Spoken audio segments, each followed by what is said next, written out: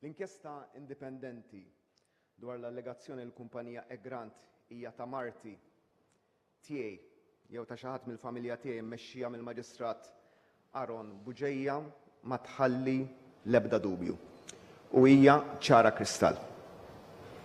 Issa għandna prova ċara u indipendenti li l-ebda waħda mill-allegazzjonijiet li saru fil-konfront ta' Marti Michel tiegħi u tal-familja tiegħi jew nies qrib tagħna ma huma veritieri.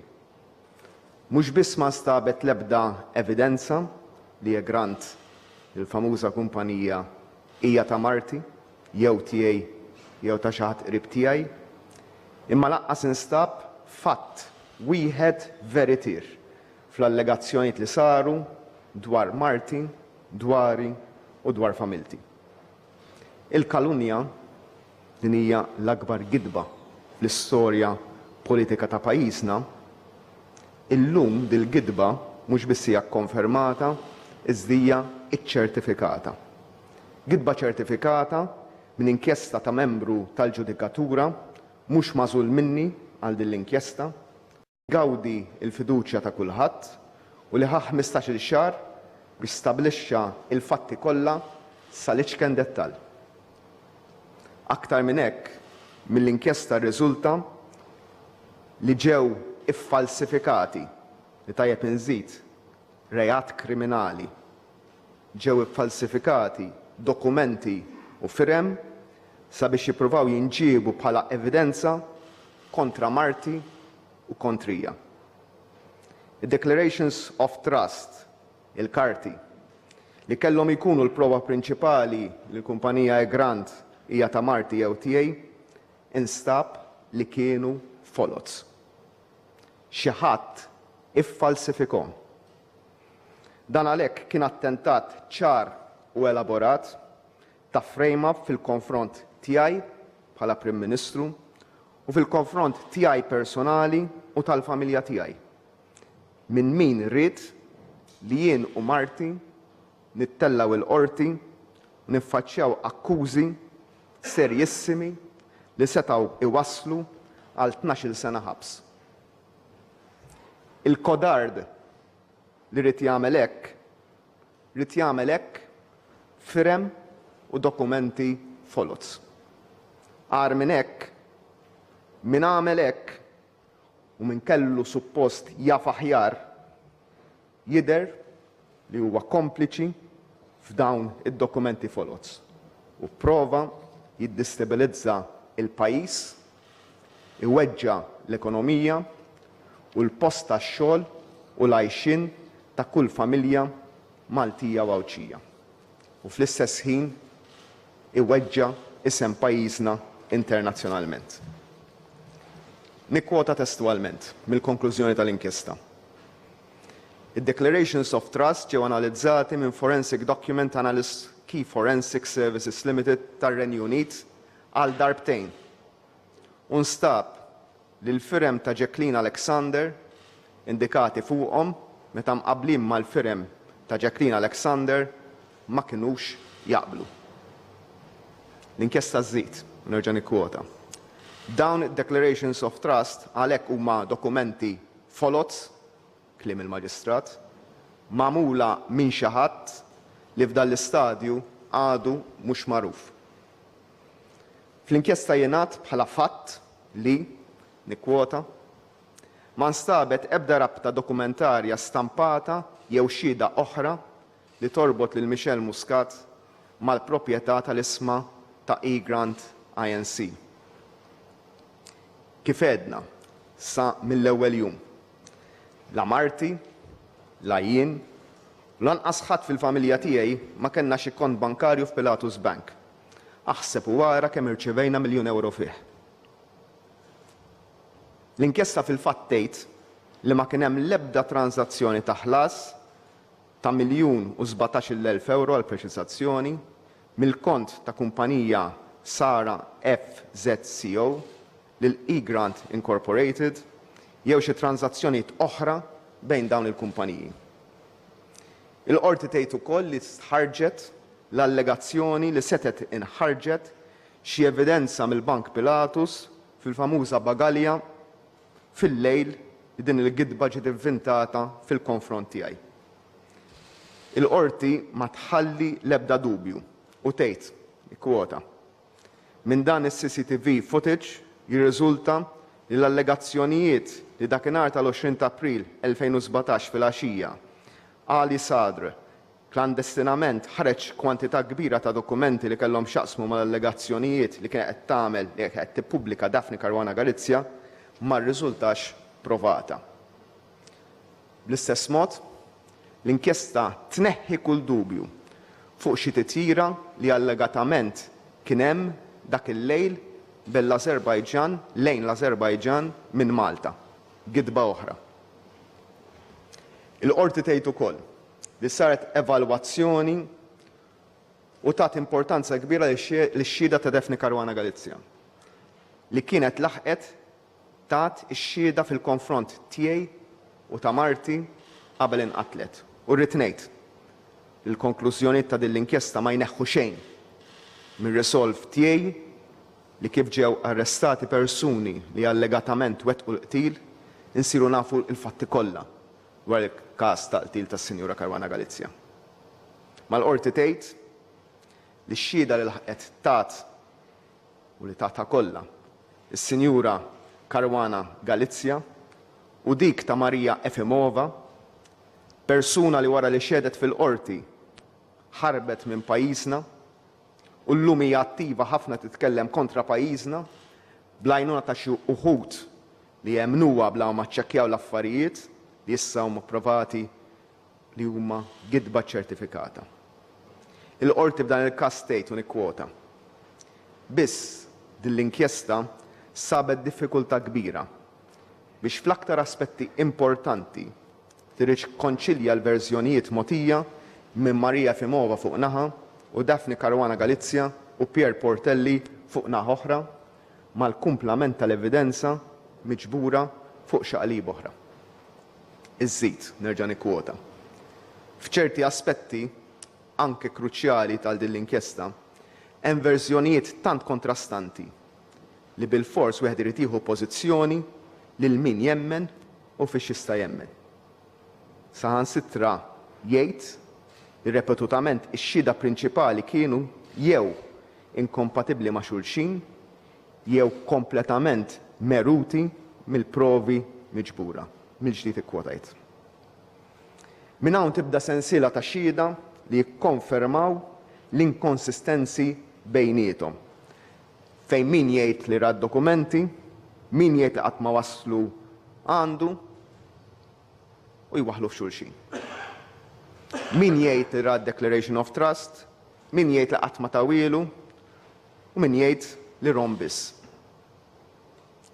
Spiċċaw lin-nies li tant tawna xifmu li għandhom il-verità sagrosanta tagħhom jikkontradixxu lil xulxin waħda f'waħda. F'okkażjonijiet anke lilhom infushom minn xhieda mill-oħra. Ngħid jien, il-mod ta' kif din ix-xhieda ġiet dokumentata mill-Maġistrat ma jħallix spazju biex wieħed jiddubita mill-inkonsistenza ta' min ivvinta din il-gidba ċertifikata fuq marti, fuqi u fuq familti. Lanqas irriżulta lis-Sinjura Michelle Buttigieg,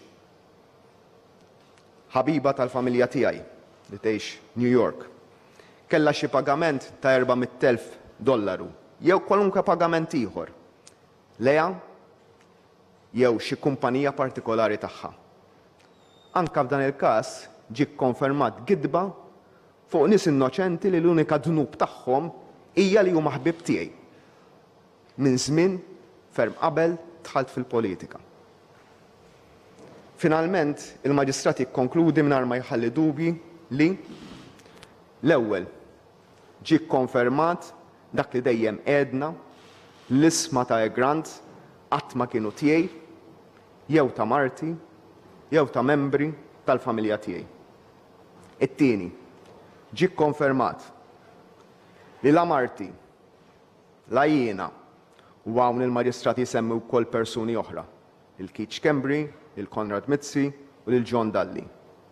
u jgħid li fil-konfront ta' dawn ma kienu skont l-inkjesta ħadd minnhom involuti f'korruzzjoni u jew ħasil ta' flus mill-Azerbajġan u dan tramet il-kontijiet tal-Bank Pilatus kif kien ġie allegat. Nagħmilha ċara. Dak li qed fl-ewwel jum meta ġiet ippubblikata din il-gidba b'kompliċità sħiħa u b'koordinazzjoni ma' dak li dak iż-żmien kien il-kap tal-Oppożizzjoni Simon Busuttil li kien jaf minn qabel x'kien se ntqal u x'kien se jiġri, kien konsistenti ma' dak illi jien dejjem sostnejt. Moralment ma kellix bżonn nagħmel inkjesti. Marti u jiena konna f'paċi magħna nfusna. Iżda r-rwol tiegħi bħala Prim Ministru kien jitlob l-ogħla standards politiċi. Huwa proprju dak li għamilt meta tlabt inkjesta fuq innifsi. Għalhekk weġġajna imma ma bżajniex meta qalulna li rridu jitfawna l-ħabs lili u l-Marti. Għax dak li llum huwa iċ-ċertifikat u maħluf quddiem Alla, konna nafuh mill-ewwel minuta li saret din l-allegazzjoni maħmuġa. Irrid nissottolinja l-inkjesta fija aktar minn 1500 paġna. Ġew mitkellma 477 xut. Imqabda esperti forensiċi internazzjonali apparti dak lokali u ilha tinbena bir-reqqa mill-maġistrat kif rajna 15-il xahar. Dak li qed jien fl-20 ta' April 2017 f'din il-Kamra, illum ir-riżulta li kien il-verità u xejn inqas mill-verità kollha. Dak li qal ħadd ieħor kien gidba mill-bidu sal-aħħar. Żidt ngħid li jekk ikun hemm liċken verità li tirriżulta minn din l-inkjesta, jien nirreżenja immedjatament minn Prim Ministru. Qed iżda illi jekk allura jirriżulta li din kienet gidba fil-konfront tiegħi bħala Prim Ministru ta' pajjiżna, gidba li pprovat tiddistabilizza l-pajjiż, allura għandha tinġar responsabilità politika minn min għamilha. Illum nista' ngħid li jien il-Prim Ministru ta' dal-pajjiż kont ġejt ikkonfermat mill-poplu Malti u Awġi fl-elezzjoni ta' Ġunju tal-2017 li fiha l-poplu ma jemminx il-kalunja kontrija u llum il-poplu ingħata raġun. U llum nista' nikkonferma li jien il-Prim Ministru ta' pajjiżna leġittimament mingħajr ebda del fuqi. Jidher ċar li din kienet xibka sħiħa ta' gideb minn suġa biex jweġġaw lili u lill-familja tiegħi, b'mod personali. Jiddistabilizzaw il-pajjiż u jħammġu isem pajjiżna barra. Li xi ħadd poġġa bil-qiegħda ifassal gidba waħda wara l-oħra sabiex xi ħadd jagħmel ħsara lili personalment u b'mod partikolari lil Marti u l-uliedi. Fost dawn li kien jaf dan kollu u m'għandu l-ebda skuża li jgħid li ma kienx jaf għaliex jekk ma kienx parti minn dak li vvintaw il-gidba messu ċċekkja sewwa qabel ma għamel dil-gidba tiegħu u saħansitra niżżel in-nies fit-toroq biex jipprova jiddistabilizza l-pajjiż, hemm l-eks kap tal-Oppożizzjoni. B'responsabbiltà ngħid li qatt fl-istorja ta' pajjiżna ma kellna politiku daqstant irresponsabbli li ġie jaqgħu jqum minn pajjiżu tant li perikola pajjiż sħiħ il-jobs ta' kull waħda u wieħed mill-familji Maltin u Awċin, jipprova jiddistabilizza pajjiż minn għalih għal gwadan personali u l-vanaglorja tiegħu biex minn għalih isir Prim Ministru billi jirkeb fuq gidba.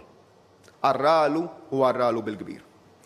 Illum nafu li Dr. Simon Busuttil mhux biss huwa politiku fallut, iżda wkoll ismu se jibqa' mniżżel fl-istorja mhux bħala l-paladin tas-sewwa kif jipprova jpinġi lilu nnifsu, iżda bħala parti mill-akbar gidba fl-istorja politika ta' pajjiżna. Illum bdiet issir ġustizzja. Mhux biss miegħi u ma' Marti u ma' uliedi li ġarrabna personalment għal aktar minn sena, iżda qed issir ġustizzja ma' pajjiżi li tant nagħtuh enerġija jien bħala Prim Ministru u t-tim kollu tiegħi li qed miegħi hawnhekk. Finalment dan huwa mument fejn jingħażlu l-irġiel mit-tfal. Nistenna mingħajr dewmien li l-eks kap tal-Oppożizzjoni Simon Busuttil jerfa' responsabilità politika kollha u jirreżenja minn kull kariga li jokkupa f'Malta u barra. Dan b'konsistenza ma' dak li qed jien stess, illi jekk tinstab l-iċken verità fl-investigazzjoni dwar Grant fil-konfront tiegħu ta' Marti jew ta' xi ħadd mill-familja, jien nirreżenja minnu fih. Iżda dejjem żidt ngħid illi nistenna li jekk kif fil-fatt irriżulta llum joħroġ din hija gidba mill-bidu sal-aħħar, Simon Busuttil għandu jirreżenja minnu fih minn kull kariga li jokkupa. Busuttil huwa kaġun ta' attentat ta' kriżi politika li perikolat lil kull familja f'Malta. Dak iż-żmien fuq kalunja kien qalli li ma nistax nibqa' nokkupa il-kariga ta' Prim Ministru. Illum din il-kalunja tiegħu hija konfermata, gidba ċertifikata.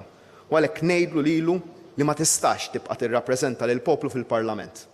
Kun raġel għal darba.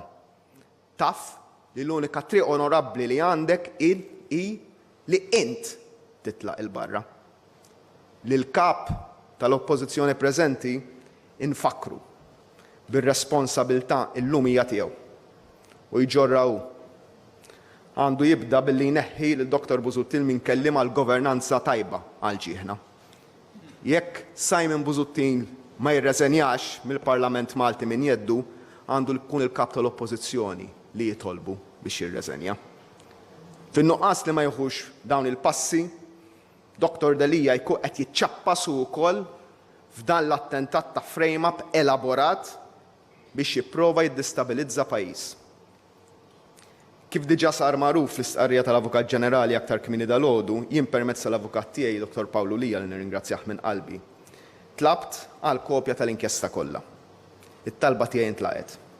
Jien tlabt ukoll l-Avukat Ġenerali biex jippubblika l-inkjesta kollha.